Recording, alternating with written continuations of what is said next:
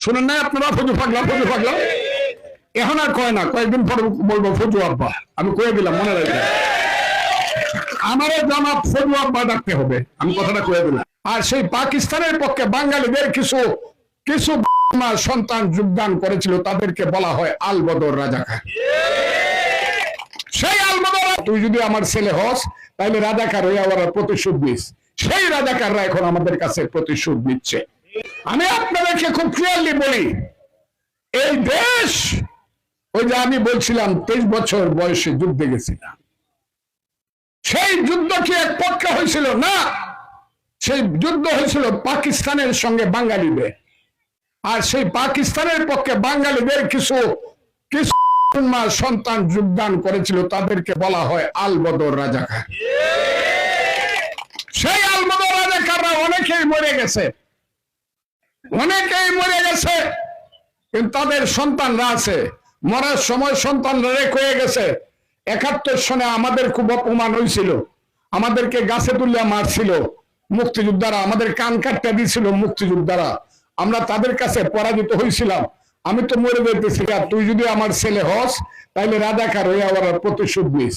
সেই রাজাকাররা এখন আমাদের কাছে প্রতিশোধ নিচ্ছে, প্রতিশোধ নিচ্ছে। তারা বলতে চায় যুদ্ধই হয় নাই। যুদ্ধই হয় নাই মানে তোর বাপ নাই, তোর মা বাপের মধ্যে কোন মহামিলন হয় নাই, তাহলে তুই হয়েছিস কেমনে? যুদ্ধই যদি না হয়ে থাকে তাহলে বাংলাদেশ হয়েছে কেমনে? কারণ দেশটার নাম তো ছিল পাকিস্তান। পাকিস্তান থেকে কিভাবে বাংলাদেশ হলো বলেন তো দেখি? যুদ্ধ করে নাকি? যুদ্ধের সাগরে পাকিস্তানের কবর হয়েছে, বাংলাদেশ জিতছে। এখন কয় না বাংলাদেশে হয়েছে না, মানে বাপই নাই। এই যে ছেলে পেলেরা যখন বলা শুরু করলো কোনো যুদ্ধ হয় নাই, 71-এ কোনো যুদ্ধ হয় নাই, এইগুলা মিশামিশি হিন্দুস্তানের লোকেরা ষড়যন্ত্র করে লাগাইছিল। কেউ কথা বলে নাই, ডরে কথা বলে নাই। রাজাকারদের ডরে 5ই আগস্টের পরে মাইরে ফেলবো।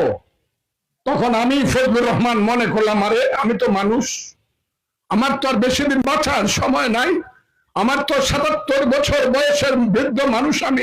আমি যদি সত্য কথা বলে না মরি তাহলে তো আল্লাহ আমাকে জিজ্ঞাসা করবে, এই ফজলুর রহমান যুদ্ধ হয়েছিল, এই কথাটা তুই কেন কস নাই, তুই দুজকে যা। তখন আমি আল্লাহকে হাজির নাজির দেন না, টেলিভিশনে বাম হাতের এই আঙ্গুলটা তুলিয়া আমি কইছিলাম, এই আল বদর রাজাকারের বাচ্চারা, এই আল বদর রাজাকারের বাচ্চারা, মুক্তিযুদ্ধ কিন্তু হয়েছিল, যদি অস্বীকার করস তাহলে আরেক